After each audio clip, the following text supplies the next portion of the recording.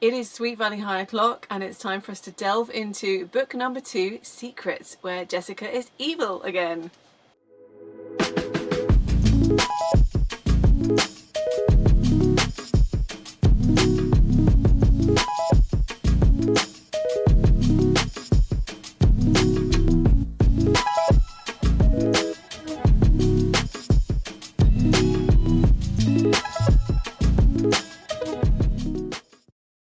Hi everyone, I'm Rosie Blythe. I'm the author of the Princess Guide to Life book series, and I'm here to talk to you today about another book series that we all love, don't we? Sweet Valley High! So we've already done a little bit of background on the series, and we did a review of book number 1, and now book number 2, Secrets. So we start the book with a little recap of what's just happened. Jessica is lamenting the fact that she got thrown in the pool because everyone thought she was Elizabeth. It's a long story. She's getting ready for a date with Tom McKay anyway, and her friends helping her get ready, and her sun-coloured hair shimmered about tanned shoulders left bare by this silky Hawaiian print sundress. Doesn't that sound like a nice date outfit? Oh my goodness. Her bewitching smile on her lovely oval face usually completed the picture of perfection. Don't we all just wish we could look like the Wakefield twins? And I'm just going to do a quick recap of the outfits mentioned because I think it's worth it. Jessica also wishes she could be at the beach soaking up the sun in the bronze wet look one piece she bought the week before at Foxy Mama, which is obviously the local boutique. I think bronze is actually a really good colour if you have blonde hair. It's like an unexpected colour contrast. I think it looks really good. So good call there, Jess. We also have Jessica wearing her favourite pink Angora sweater.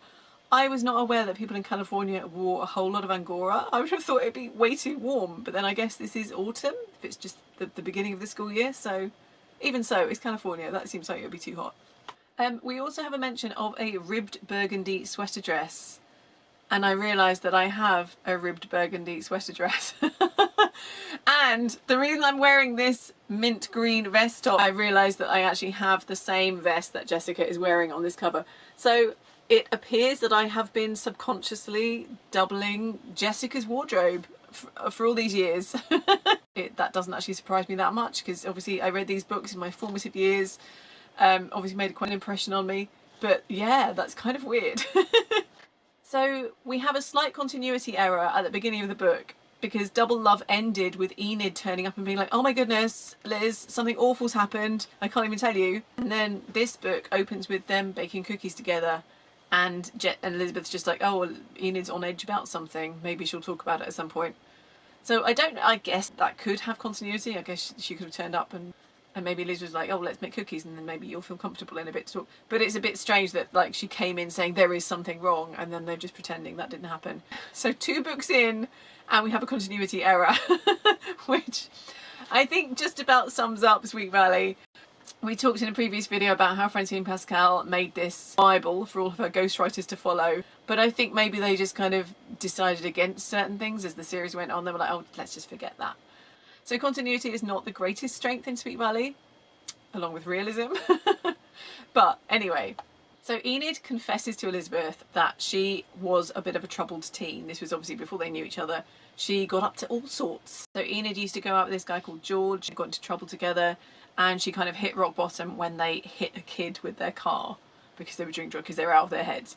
Luckily the kid survived, so it's not like a tragedy, but it was enough to kind of set her on the straight and narrow, so she has not looked back. So Enid and George both kind of went to reform school or whatever. She and George have been pen pals ever since. They've been writing letters to each other, which is so old school now, isn't it? And we already know that her current boyfriend Ronnie is kind of possessive and jealous. She's now worried that Ronnie is going to find out that she and George have been writing to each other. So Elizabeth's like, well, what's the problem? Like, how is Ronnie even going to find out? And she says, George is coming to Sweet Valley for a visit. So she's got kind of an issue in that Ronnie is going to be jealous of George, but also he has no idea of her checkered past. And she doesn't want to confess. And Elizabeth's like, oh, he'll understand. And she's like, no, he's not like Todd. Because nobody can be like Todd, of course. That angel of the basketball team. So yeah, she's in a bit of a pickle, but Elizabeth makes her laugh anyway. So we have a little subplot about Ms. Dalton, the French teacher. She's currently dating George Fowler, Lila's dad. And Lila's not too thrilled with this, as you can imagine, and she makes a note that Miss Dalton is 25, so she's 9 years older than them. I don't think any teenager would want their parent to date someone with that kind of age gap, would they? So I don't think Lila is unreasonable here, but she and her father don't communicate anyway, so that's that. But everyone knows that Ken Matthews has a crush on Miss Dalton. Lila kind of starts a rumour that they're having an affair. Not necessarily deliberately, but sort of inadvertently lets something slip to Cara, who is the big gossip. And so this rumour spreads. And the other subplot is Jessica is trying to get Bruce Patman interested in her and failing miserably at every turn. Now this is funny because we keep being told how Jessica is irresistible and she can get any boy she wants. We haven't seen any evidence of that so far, but we'll stay tuned. And Jessica is also jealous that Elizabeth has a friend. Basically, any time that she's spending time with Enid, she's not spending time with Jessica, so she gets jealous of that. And she does kind of have a little breakdown with her mum, and I think it's quite interesting because we never really see them having like teenage hormones, you know, when you just burst into tears for no reason. In your teen years, it's such a huge change in your life, isn't it? Going from a child to an adult. And sometimes your emotions do just catch up with you, and you've got all those hormones raging around, and you know, school politics and everything. So it's interesting, they don't often show that, but Jessica kind of has a meltdown because like, oh, Elizabeth got a friend, and her mum has to just comfort her a little bit. So that we don't often see that kind of vulnerable side to Jessica, so that's interesting. But Jessica has another reason to dislike Enid. Enid is dating Ronnie, and Ronnie is the chairman of the dance committee, and Jessica wants to be voted queen. They never say queen, like queen of what? Queen of the high school, I guess. It's not specified, but Jessica wants to be queen. And she figures that Enid is in with a chance to win because Ronnie has influence. So I'm not sure why she sees Enid as such a threat when she's such a nerd and everyone thinks she's hopelessly uncool. But anyway, so Jessica wants to separate them. And along comes an opportunity for naughty Jessica. Enid accidentally left behind one of the letters. Neither she nor Elizabeth noticed it on the floor. And now Jessica comes into Liz's room, finds this letter. As luck would have it, George, for some reason, reminisces about their drug taking in the letter. As you do when you've been pen pals with someone for ages, you always just mention some pertinent detail, don't you? And the next thing we know, she's going to the Xerox machine. So we know she's making a copy of the letter. And then Ronnie finds this copy in his locker. And he dumps Enid. And Enid immediately assumes that Elizabeth betrayed her, because this high school is a very low trust society. So that is the basic plot of this book. We have a couple of other funny little details that I want to bring up. So we have this reference to Lila's having a party and they're drinking her father's wine. It's funny because I don't remember them talking about drinking much in later books. I think they were like, oh yeah, that is a bit naughty, isn't it? We probably shouldn't have the 16-year-olds drinking. But Dana Larson, lead singer of the Droids, the local school rock group, she says no to the wine. She says, just Pepsi for me, I've got to protect my pipes. And then in the next paragraph it mentions that no one knows what goes on in the smoky confines of the basement where they do their practice. So she's worried about that drinking wine is going to hurt her vocal cords, but she's not worried about like locking herself into a smoky basement. I mean, I know alcohol can be dehydrating for vocal cords for singers, but I think being in a smoky environment is generally considered worse. Maybe in the 80s they were just like, nah, who's to say? And we also get introduced to some other characters. So Olivia Davidson, I think she's been mentioned before. She's Elizabeth's friend. She works on the newspaper too, but she sounds like a hoot, to be honest. She says that she's known for her liberal views on every subject from nuclear war to organic food. She was especially big these days on women's rights. And Olivia goes on to explain that a woman doesn't reach her peak until she's in her 30s. Men are practically burned out by then. So this is her defence for Miss Dalton apparently having an affair with Ken, who is the cutie of the football team. I like Olivia. I feel like she's ahead of her time a little bit. We also have a reference to Mr. Cooper, the principal, also known as Chrome Dome because he's bald, which would be very problematic these days. He's practically Billy Graham when it comes to stuff like teachers' morals.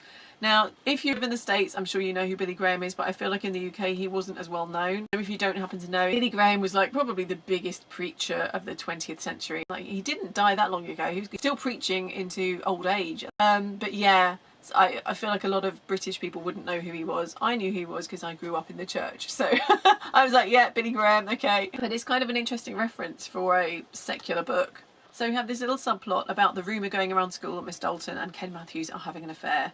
And I know she's only 25, but I don't think she handled it very well because when she opens the door to the classroom, written on the board is, if you don't know what a French kiss is, ask Ken Matthews.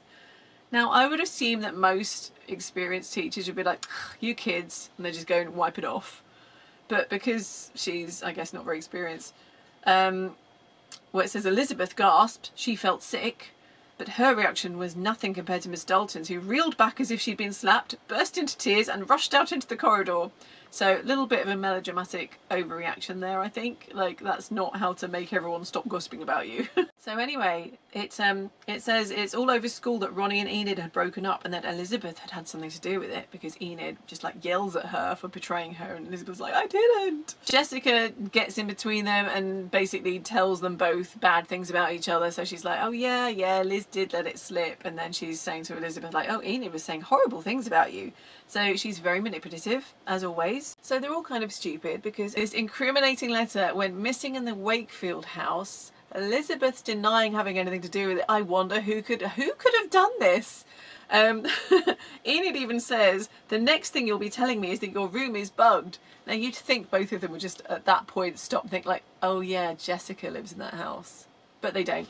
So Jessica convinces Ronnie to take her to the dance. So Jessica's go-to chat-up line to boys is saying, would you believe I don't have a date yet for the dance? And what? You don't have a date either?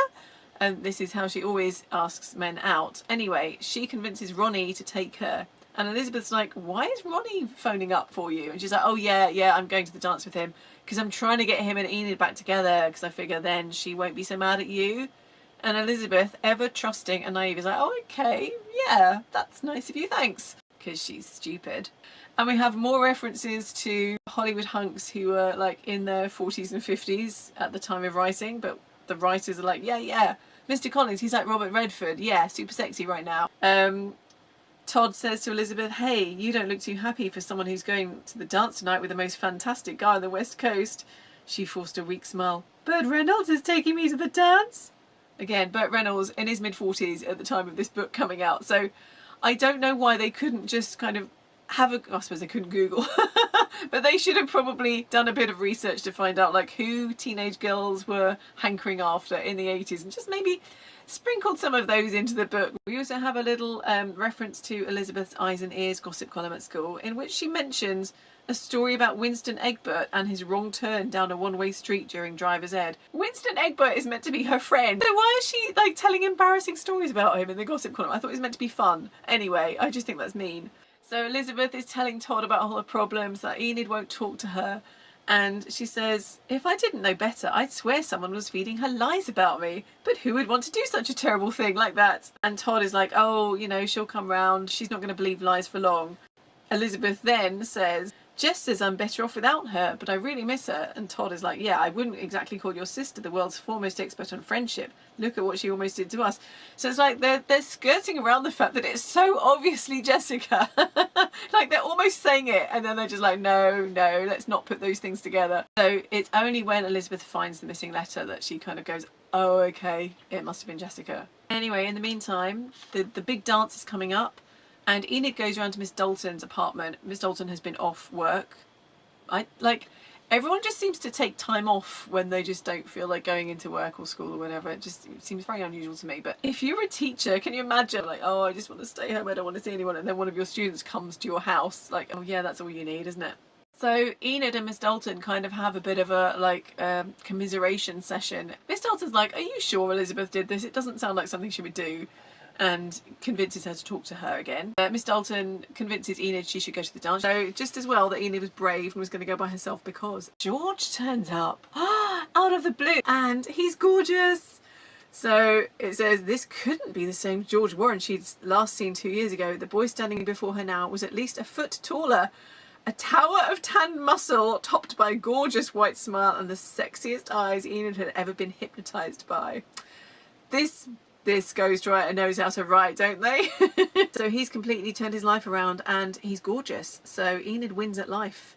Obviously, if he'd been ugly, her life would still have been over. But luckily, he's gorgeous. So, so they go to the dance together. So we have a little descriptions of what everyone is wearing to the party, of course. Jessica is looking stunning in a slinky red silk formal with a wide embroidered belt and black sandal heels. Long rhinestone earrings dangled from her ears. She looked as though she'd stepped out of the pages of Cosmopolitan, which was exactly the look she was after. And Elizabeth, we know she's wearing green and she has a gold purse to go with it. Sounds nice. And it says she's wearing a slightly less revealing voile gown, which is very sort of soft sheer fabric like this. Enid is wearing a pale mauve off-the-shoulder dress that showed off her slender figure to perfection. Her hair is pulled back, anchored by delicate mother-of-pearl combs, and she's wearing a shimmering white flower that George gave her. And Elizabeth's like, oh my gosh, who's that guy? But I don't want to go over in case she snubs me. But Enid comes over and says, look, I'm sorry, I know it wasn't you, and that's it. So we also have a description of Caroline Pierce, who's like, no one really likes her. She's looking hideously girlish in a ruffled pink organdy dress that clashed with her hair. Okay. Miss Dalton arrives and she's wearing a long velvet skirt and an old-fashioned blouse with lots of ruffles and tucks. Her hair was perfect and she had a silk rose pinned over one ear.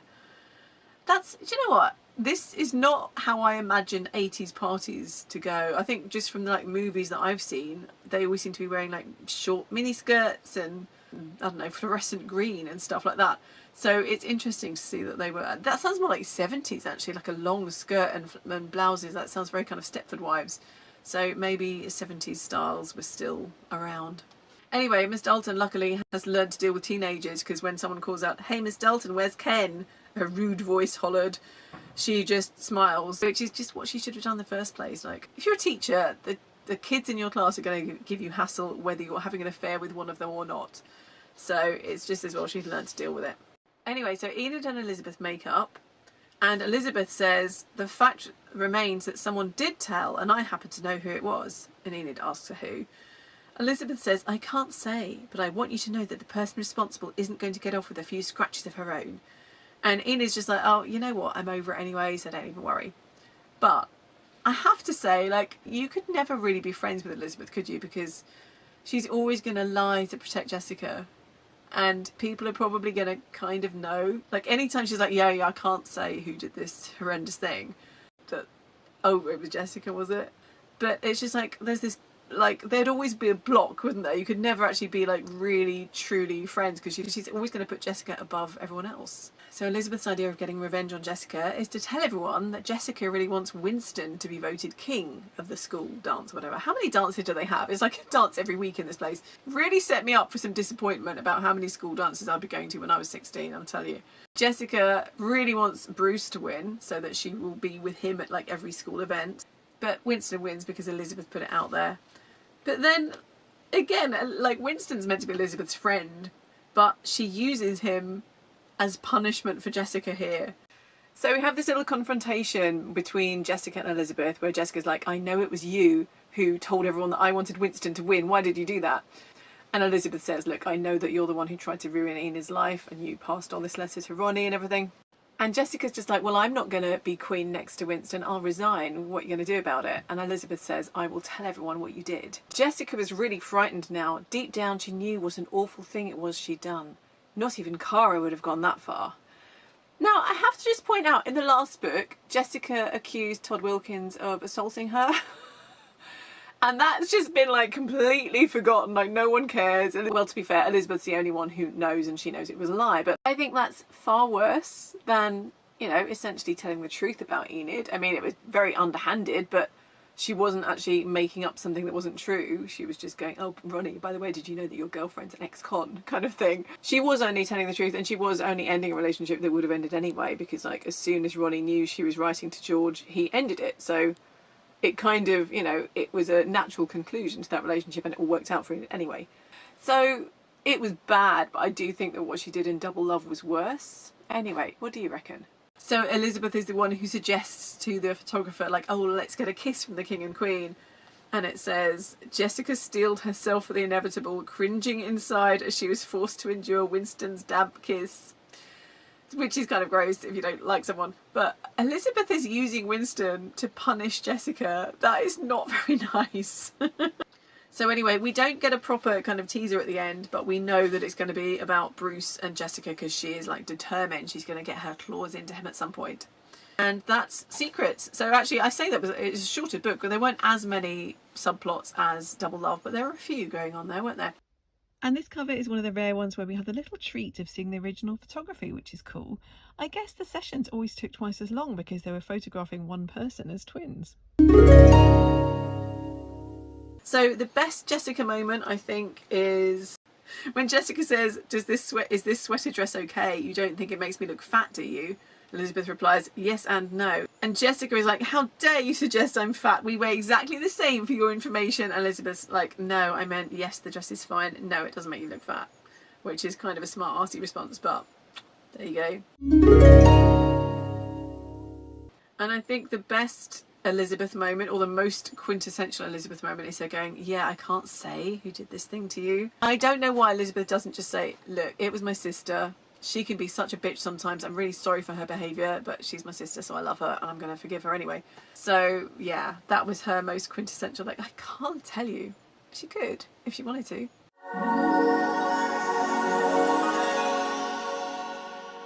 And the best Wakefield worshipping, or the weirdest in a way, is Jessica's friend Cara. It says, with her sleek, dark, good looks, Cara was pretty and popular in her own right, though certainly no match for the stunning Jessica, a crucial point in her favour as far as Jessica was concerned. Why is she no match for Jessica? Like, Jessica and Elizabeth, they're very pretty girls. We've seen the covers. But Cara, I think we do see her in some later covers. Like, there's nothing wrong with her. Because in the end, it just comes down to types, doesn't it? I mean, there'll be some guy out there who finds Cara much more attractive than Jessica because he goes for brunettes or whatever. So, I don't know. It's just unnecessary Wakefield worship, isn't it?